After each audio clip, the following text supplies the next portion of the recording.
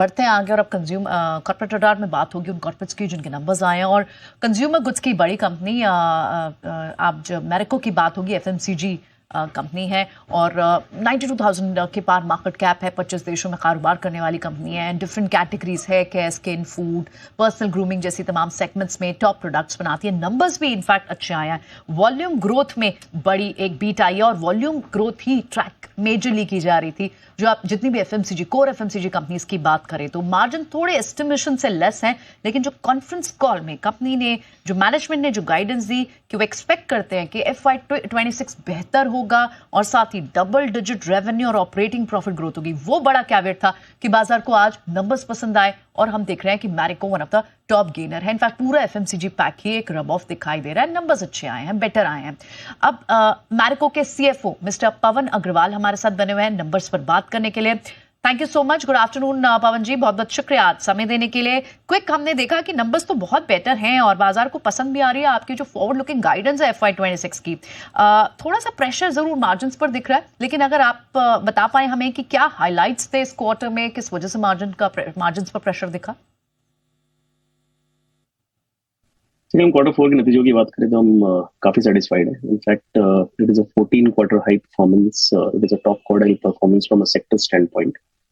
अगर revenue growth की बात करें तो हमें 20% रेवेन्यू ग्रोथ दी है। अगर वॉल्यूम ग्रोथ की बात करें तो 7% volume growth in India. International business में भी डबल डिजिट की ग्रोथ रही है। मार्जिन्स थोड़े प्रेशर में थे। Gross margin YOY approximately 300 basis points नीचे थे। बट अगर आपने नोटिस किया होगा तो हमने ब्रांड इन्वेस्टमेंट सिग्निफिकेंटली बढ़ाई।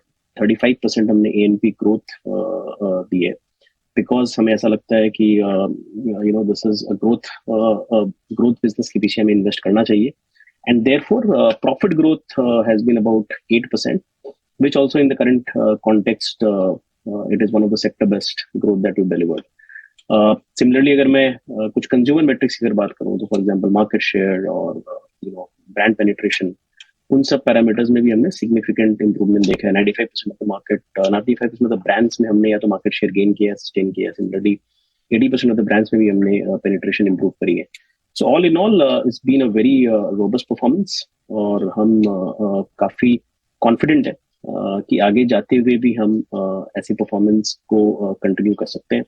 डबल डिजिट रेवेन्यू ग्रोथ की गाइडेंस हम दे रहे हैं for full year, while there are cost pressures which could be there for the next few months, but still we'll strive to deliver double digit profit growth also in the coming year. Okay, double digit profit growth FY26 annual basis पर आप ये बात कर रहे हैं, लेकिन हमें थोड़ा सा वॉल्यूम की ट्रेजेक्टरी भी बताएं। हमने देखा कि इस बार डोमेस्टिक वॉल्यूम बेटर आए थे। आप Q-on-Q बेसिस भी अगर आप बात करें तो 7% यहाँ पर वॉल्यूम ग्रोथ रही है आपकी क्वार्टरली बेसिस पे। FY26 के लिए किस तरह की एक विजिबिलिटी आप हमारे साथ शेयर कर सकते हैं डोमेस्टिक वॉल्यूम्स को लेकर? See, as far as FY26 is concerned, very difficult to give very specific guidance कि वॉल्यूम ग्रोथ कितनी परसेंट होगी, बट हम इतना जरूर कह सकते हैं कि वॉल्यूम ग्रोथ की ट्रैजेक्टरी करंट ईयर से बेहतर होगी। और हमने ये पिछले साल भी कहा था, हमने 4-5 स्ट्रेटेजिक प्रायोरिटीज कॉल आउट करी थी, which is India volume growth, revenue growth, diversification of the portfolio which is foods and premium personal care plus digital first brands. उनमें एक सिग्निफिकेंट ग्रोथ देखने को मिलेगी। तो similarly going ahead also what we are saying is कि volume growth में improving trajectory दिखेगी। Revenue growth double digit deliver करेंगे। IBG में भी डबल डिजिट की ग्रोथ डेफिनेटली डिलीवर करेंगे। And in fact foods and digital first brands we believe 25-30% plus growth उन portfolio में देखने को मिलेगी।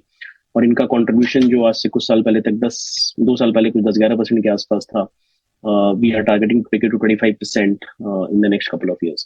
So we are very confident that all the strategic priorities that we had called out last year, we stay course on all of these, and FY26 could be even better on some of the parameters. Okay, ठीक है। तो ये तो बात हुई volume growth की जो कि बेहतर आपको दिख रही है FY26 के लिए। ना सिर्फ ना सिर्फ डबल डिजिट ग्रोथ आपको नंबर्स में दिख रही है, वॉल्यूम भी एक्सपेंशन में दिखेगा। हमने ये देखा मिस्टर अग्रवाल, क्योंकि आपने कुछ कैटेगरीज में तो प्राइस हाइक लिया जैसे कि पैराशूट ऑयल, और आपने 30% प्राइस हाइक लिया, यहाँ पर थोड़ी सी वॉल्यूम ग्रोथ भी देखने को मिली। प्राइसिंग को लेके डिफरेंट कैटेगरीज में सो दैट आपका वॉल्यूम ग्रोथ भी बनी रहे, वैल्यू ग्रोथ भी बनी रहे, ये कैसे बैलेंस स्ट्राइक किया जाएगा? प्राइसिंग को लेके स्ट्रैटेजी क्या रहेगी आगे चल के?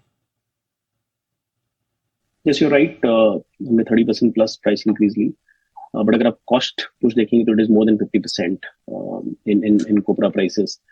And typically we do not pass on the entire hit to the consumer, क्योंकि होता क्या है कि जब हाइपर इन्फ्लेशनरी जोन में होते हैं तो आप कंजम्पशन में थोड़ी टाइट्रेशन देखने को मिलती है, बट वी बिलीव कि ये high copra prices could only be there for a few months and then start easing out.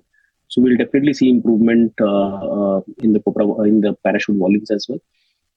इसके अलावा ओवरऑल अगर मैं मार्जिन की बात करूं, तो भी मुझे ऐसा लगता है कि it's a matter of few months and after that margin pressures should definitely ease out. But more importantly, dependence on copra has been going down as a profit lever, because हमने काफी डिफरेंट प्रॉफिट लीवर्स पुल किए हैं. For example अगर मैं foods की margin की बात करूं तो हमने पिछले 2 साल में 1000 बेसिस पॉइंट्स से ज्यादा इंप्रूव किए हैं. Digital first portfolio is expected to break even, जिसमें कि Beardo is almost reached double digit.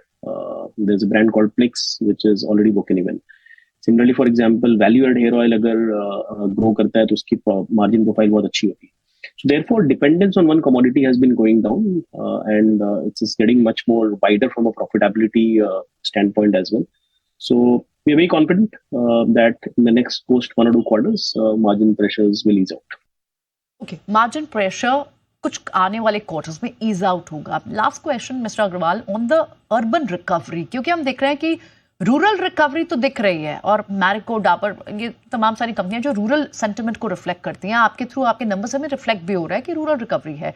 लेकिन what about the urban recovery? वहां स्लगिशनेस जो पिछले कई क्वार्टर से बनी हुई है, क्या वो आगे भी जारी रह सकती है? इसी अगर आप मुझसे पूछे तो मैं ऐसा समझता हूँ कि there are 4-5 demand drivers which are quite intact in place. For example, अगर आप देखो तो रिटेल और food inflation has been going down. अगर आप देखें तो मॉनसून की एक अच्छी फोरकास्ट है.